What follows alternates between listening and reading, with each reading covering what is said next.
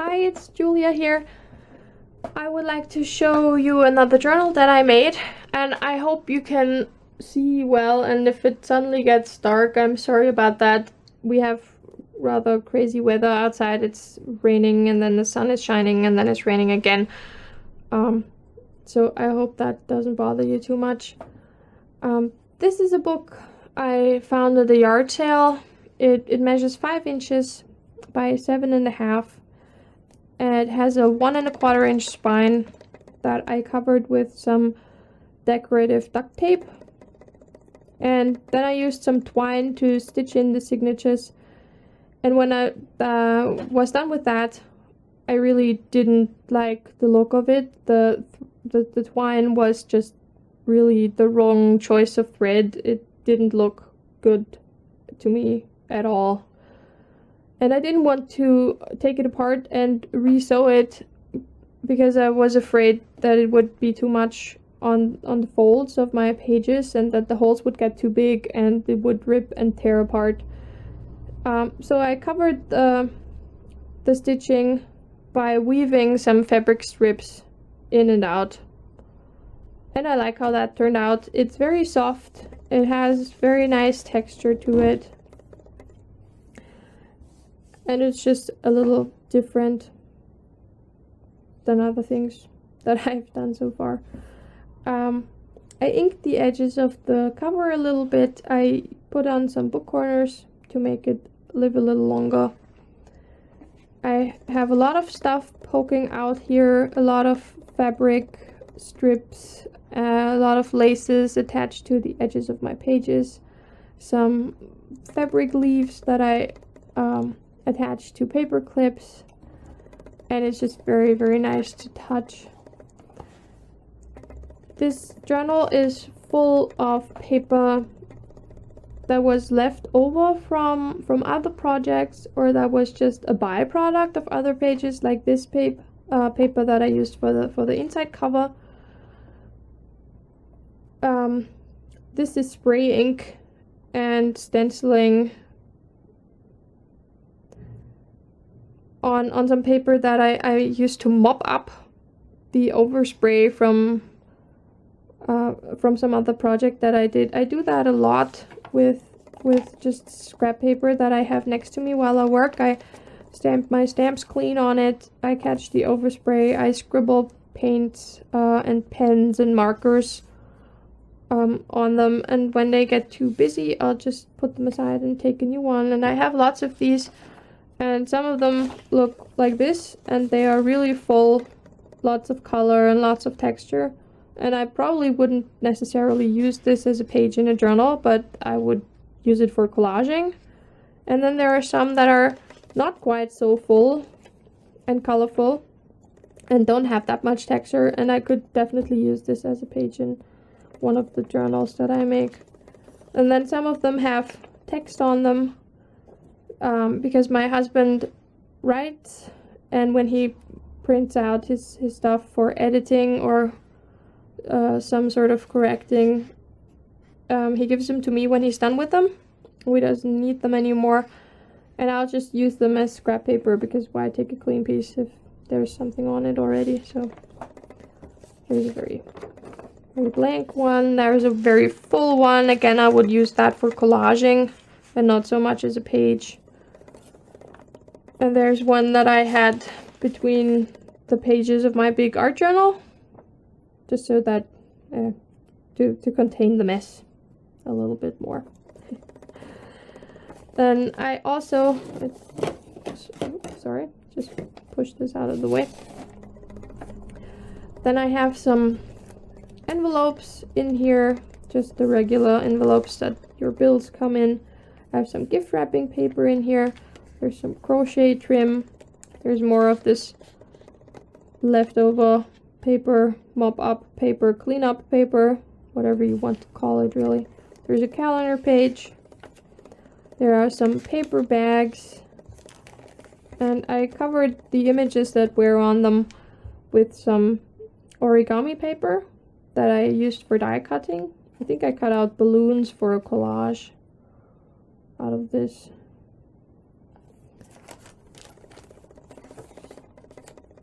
There are some flower tags in here. They are rather thin because the images came from a garden center catalog. I cut them out and I backed them with some other paper. And they can be used for little notes, writing on, journaling cards, glue a picture on, whatever you want really. There's a book page. Sometimes I would trim the torn edges off the envelopes, and sometimes I would leave them on. Really, whatever suits me at the moment. I have some tickets in here. I like to use leftover paper to die cut some embellishments, whatever is big enough really for any die that I have. I have ticket strips. I like to do fabric, die cut leaves made from paper, and I have a moon die and stars and really whatever I find and whatever fits the size of the paper. This is a plastic tag from one of those spring flower pots. I backed this with some paper too. This is another one of those overspray papers. There's some second and third and fourth generation stamping on here from cleaning the stamps. I did a little sketch for something I wanted to cut out down here. The paper, the lines go the wrong way, but I don't really mind that very much. I like to keep every little bit of scrap paper that kind of looks interesting, and I have a whole box full of them, and sometimes I just go through them and grab whatever I like and just stick it on, like this strip here. There's a pom-pom trim. Now I really don't like this pocket here. I like the paper, but it's just kind of wrong in this place. I might take it off and put something else there. Some crinkly gift wrapping paper and some lace trim.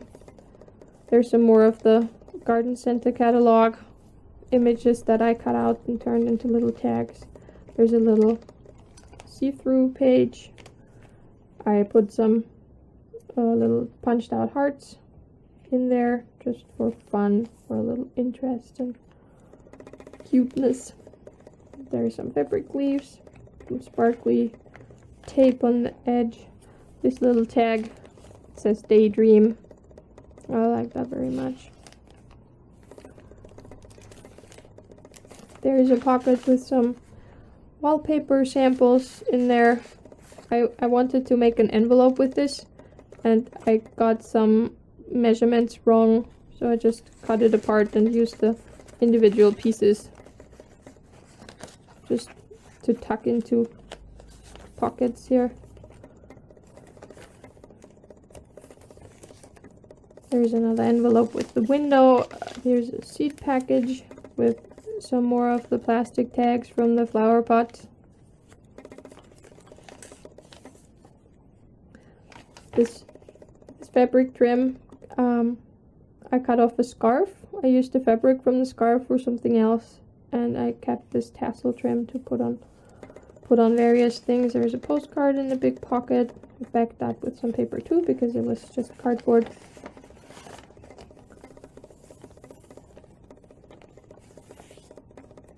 There's another one of the origami paper pockets. I really think it was balloons that I cut out of there. Some more gift wrapping paper, some more flower tags, a wonky vellum envelope, a border punch on the page edge here, and you could write over the top of these colorful pages, or you could just see them as a base for an art journal page and go in with stamping and die cut images and collaging and really whatever you like. There's another seed package. Some more pom-pom trim. I did a little doodling in some places. I'm not very good at doodling, but sometimes I try anyway. Really like this paper. And I used some of the heart punch pieces. There's another full-size pocket. I didn't put too many tags and pieces in there because I really wanted this to be a collector's book. So you could just put in your own things rather than having a lot of big tags and big journaling cards in there already to take up the space. So you have lots of room to put your own ephemera and your movie tickets and whatever you like to keep. I like this pretty trim here. I think this looks like it came from the edge of a tablecloth or something, or maybe a blouse, an old-fashioned blouse or something.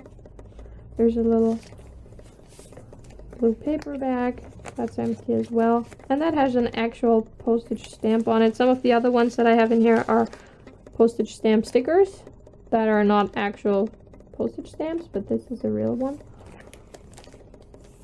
Another see-through pocket, not pocket, page, sorry, with the punched out hearts. And another pocket with the rest of the wallpaper envelope. Another full-size pocket and some pom-pom trim. And there's the last page, that's a paper bag.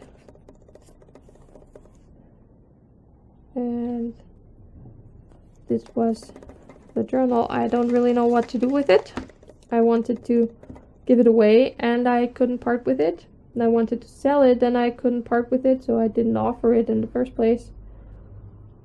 And eventually I'll either use it myself or I will be done holding on to it and I will be able to let it go. We'll see. We'll just see what happens. So I hope you enjoyed that. If you have any questions, let me know. I hope the light wasn't too terrible. And I wish you all a great day. Bye.